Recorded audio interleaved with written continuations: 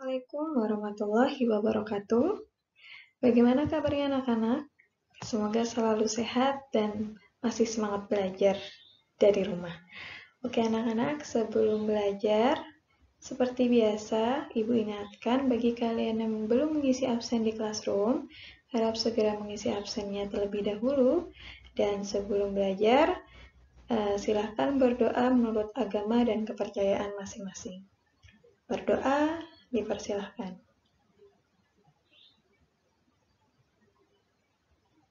Berdoa selesai. Baik anak-anak, hari ini kita akan belajar tentang menelaah struktur cerita pendek. Nah, kalau misalkan minggu lalu Ibu sudah memberikan penjelasan tentang unsur intrinsik dan ekstrinsik cerita pendek, hari ini kita akan belajar menelaah struktur cerita pendek. Baik, silakan disimak baik-baik penjelasan dari Ibu. Seperti biasa, sebelum mulai pelajaran, Ibu akan menjabarkan kompetensi dasar dan tujuan pembelajaran pada pertemuan kali ini. Nah, kompetensi dasar yang Ibu gunakan yaitu KD 3.6 tentang menelaah struktur dan aspek kebahasaan cerita pendek yang dibaca atau didengar. Tujuan pembelajarannya yaitu siswa mampu mengetahui ciri-ciri struktur teks cerita pendek melalui paragraf cerita pendek yang dibaca atau didengar. Nah, walaupun di sini KD-nya menelaah struktur dan kebahasaan, kali ini Ibu hanya fokus untuk menelaah strukturnya saja. Untuk aspek kebahasaan akan Ibu jelaskan pada pertemuan selanjutnya. Nah, sebelum kita menelaah struktur teks cerpen dalam ceritanya atau dalam paragraf, nah ini kita kenali dulu ada berapa sih struktur teks cerita pendek itu. Nah, di sini struktur cerita pendek itu ada 6. Yang pertama abstrak, kedua orientasi, 3 komplikasi, 4 evaluasi, 5 resolusi, dan terakhir yaitu koda. Nah, pada abstrak itu berisi apa sih dalam cerpen? Abstrak itu berisi inti cerita yang dikembangkan menjadi rangkaian kejadian dalam cerita. Nah, jadi abstrak itu kayak simpulan di awal kayak gitu, gambaran awal cerita itu nanti seperti apa. Nanti dikembangkan di dalam cerita pendeknya itu. Jadi abstrak itu biasanya ada di awal bisa, atau di akhir juga ada biasanya di penutupnya itu. Nah, yang kedua yaitu orientasi. Orientasi yaitu bagian yang menjelaskan tentang latar dalam cerpen, meliputi waktu, tempat, maupun suasana yang digunakan dalam cerpen. Kemudian yang ketiga yaitu komplikasi. Komplikasi itu berisi rangkaian kejadian dalam cerpen mengenai sebab akibat permasalahan yang ada di dalam cerpen. Kemudian yang keempat yaitu evaluasi, berisi konflik cerita yang berujung pada puncak masalah. Nah, di sini kalau misalkan di komplikasinya tadi itu penjelasan tentang masalah awal nih, awal-awal terjadinya masalah seperti apa. Nah, kalau dievaluasi nih, masalah mulai memuncak. Sudah konfliknya mulai memanas lah intinya seperti itu. Nah, itu ada pada evaluasi. Yang kelima yaitu resolusi. Nah, resolusi ini adalah penyelesaian masalah. Nah, jadi kalau komplikasi itu awal mula masalah, evaluasi itu puncaknya masalah, kalau resolusi adalah penyelesaian atau solusi dari masalah yang diceritakan di dalam cerpen. Nah, yang terakhir yaitu koda. Koda ini apa? Yaitu berisi pesan moral atau nilai pelajaran apa yang bisa kalian ambil dalam cerpen yang ada itu. Nah, pesannya apa? Misalkan, jangan bosan jadi orang baik, atau misalkan berperilaku baik kepada orang tua, guru, dan lain sebagainya. Nah, itu adalah koda. Nah, bagaimana anak-anak? Sudah tahu kan strukturnya itu ada apa saja dan maksud dari strukturnya itu apa aja di dalam cerpen. Nah, jika sudah selesai, silahkan simak penjelasan selanjutnya dan tentunya setelah ini ada contoh teks cerpen yang harus kalian pahami untuk mengetahui struktur apa saja yang terdapat di dalam cerita pendek tersebut. Silahkan disimak. Setelah kalian mengetahui strukturnya tadi ada apa saja, kemudian penjelasan tentang strukturnya itu apa saja. Nah, untuk menambah pemahaman kalian, silahkan perhatikan analisis teks cerpen berikut ini. Nah, pesan ibu, jangan lupa dibaca teksnya, kemudian nanti contoh analisisnya dipahami. Jangan lupa ya. Nah, oke, setelah ini akan ibu sajikan contoh teks cerpennya. Nah, ini dia contoh teks cerpen. Silahkan kalian pahami dulu isi ceritanya ini tentang apa, permasalahannya apa saja. Di sini ada sebuah cerita pendek, pendek sekali ya. Ini judulnya yaitu Menemukan Dompet. Nah, silahkan kalian baca dulu, bisa kalian pause atau kalian screenshot dulu di layar gawai kalian. Oke, ini ceritanya masih ada lanjutannya di slide selanjutnya ya. Ini dia kelanjutan dari cerpen pada slide sebelumnya. Silahkan dibaca, dipahami ceritanya kira-kira tentang apa dan masalah yang disajikan itu tentang apa.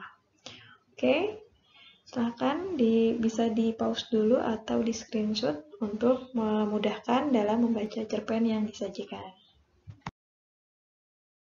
Sekarang, coba kita analisis ya struktur teks cerpen yang sudah kalian baca tadi. Nah, di sini kita analisis sesuai dengan struktur teks cerpen yang sudah Ibu jelaskan di awal tadi. Ada abstrak, orientasi, komplikasi, evaluasi, resolusi, dan koda. Nah, abstrak dalam cerpen Menemukan Dompet tadi, kalau menurut Ibu itu tidak ada abstraknya. Nah, jadi dalam teks cerpen tersebut tidak menggunakan abstrak. Tidak ada penyampaian inti cerita. Sifat abstrak dalam cerpen yaitu opsional. Nah, jadi di dalam cerpen itu boleh ada dan juga boleh tidak terdapat di dalam cerpen. Jadi Bu, ini cerpennya tidak ada abstraknya ya, tidak apa-apa karena sifat abstrak itu opsional. Boleh ada, boleh tidak. Nah, yang kedua yaitu orientasi. Orientasi dalam cerpen tersebut, cerpen yang menemukan dompet tadi, itu juga tidak menggunakan orientasi. Karena apa? Karena dia tidak ada penjelasan tentang suasana, tempat, dan waktu yang digunakan dalam cerpen. Nah, jadi kan kalau misalkan cerpen yang lain itu kan biasanya ada penjelasan waktu, tempat, suasananya di awal cerita. Misalkan sore itu aku sedang duduk di teras rumah. Tiba-tiba ada Pak Pos lewat, misalkan seperti itu. Nah, kalau misalkan seperti itu kan dia menjelaskan tentang latar, suasana, dan waktunya kapan. Tapi kalau di cerpen yang tadi menemukan dompet itu tidak ada dijelaskan tentang latar, tempat, maupun suasananya. Yang ketiga itu komplikasi. Nah, komplikasi dalam cerpen ini terdapat pada awal cerita. Yaitu selama berbulan-bulan aku bingung mencari kerja. Berkas lamaran sudah dimasukkan ke beberapa perusahaan namun belum ada jawaban.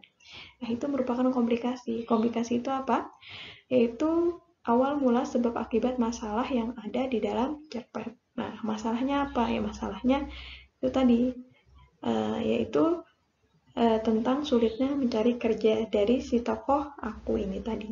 Nah, jadi di dalam cerpen Menemukan Dompet itu diawali langsung dengan komplikasi, tanpa adanya abstrak, tanpa adanya orientasi. Kemudian yang keempat yaitu evaluasi. Evaluasi tadi yaitu tentang konflik dalam cerpen mulai memuncak ya. Nah, lagi panas-panasnya nih masalahnya. Nah, di situ evaluasi dalam cerpen itu dimulai saat si tokoh aku menemukan dompet di jalan hingga si tokoh aku mencari alamat rumah si pemilik dompet untuk menyerahkannya. Nah, itu. Nah, jadi evaluasinya dimulai saat si tokoh menemukan dompet sampai si tokoh mencari alamat si pemilik dompet dan menyerahkannya. Nah, di situ adalah evaluasinya. Konfliknya mulai memanas atau memuncak. Kemudian yang kelima yaitu resolusi. Nah, resolusi dalam cerpen tersebut dimulai pada saat adegan si tokoh mendapatkan tawaran pekerjaan dari si pemilik dompet sebagai tanda terima kasih. Nah, resolusi tadi yaitu penyelesaian masalah. Nah, penyelesaian masalahnya seperti apa? Saat si tokoh mendapatkan tawaran pekerjaan dari si pemilik dompet. Nah, itu tadi ya. Kemudian yang terakhir yaitu koda atau nilai pelajaran yang dapat diambil dari cerpen tersebut. Kira-kira menurut kalian nilai pelajarannya atau amanatnya apa dari cerpen Menemukan Dompet tadi? Nah, kalau ibu menyimpulkan amanatnya yaitu jadilah orang yang jujur dan tidak putus asa dalam kebaikan. Nah, jujur apa? Karena si toko aku jujur, dia tidak mengambil sepeser pun dari dari isi dompet yang ditemukan. Kemudian dia tidak putus asa. Tidak putus asa dalam hal kebaikan. Yang pertama, dia tidak putus asa mencari kerja. Yang kedua, dia tidak putus asa mencari alamat si pemilik dompet. Nah, itu tadi ya. Dari sini kira-kira kalian sudah mulai paham ya ciri-ciri struktur abstrak, orientasi, komunikasi, evaluasi, resolusi, dan kode ini di dalam cerpen. Oke. Nah, setelah ini, seperti biasa, sudah Ibu sajikan latihan yang harus kalian selesaikan untuk menguji pemahaman kalian tentang analisis struktur teks cerpen. Baik anak-anak, bagaimana? Apakah sudah mulai paham tentang analisis struktur teks cerpen? Nah, seperti biasa, untuk mengasah pemahaman kalian dalam materi pembelajaran kali ini, silahkan kerjakan latihan pada link yang sudah Ibu tautkan di kolom komentar. Nah, silahkan kalian kerjakan, di link tersebut sudah ada latihan yang sudah Ibu sediakan. Baik anak-anak, sampai di sini dulu pembelajaran kita kali ini. Pesan Ibu, jangan lupa dikerjakan latihannya. Dan terima kasih untuk kalian yang sudah mengikuti pelajaran hari ini sampai akhir. Sekali lagi, Ibu ucapkan terima kasih. Pesan Ibu, jaga kesehatan dan tetap semangat belajar di rumah. Oke anak-anak, ingat jangan lupa dikerjakan tugasnya. Oke, sampai di sini dulu pembelajaran kita kali ini. Sampai bertemu di pembelajaran selanjutnya. Ibu akhiri, Assalamualaikum warahmatullahi wabarakatuh. Semangat belajar!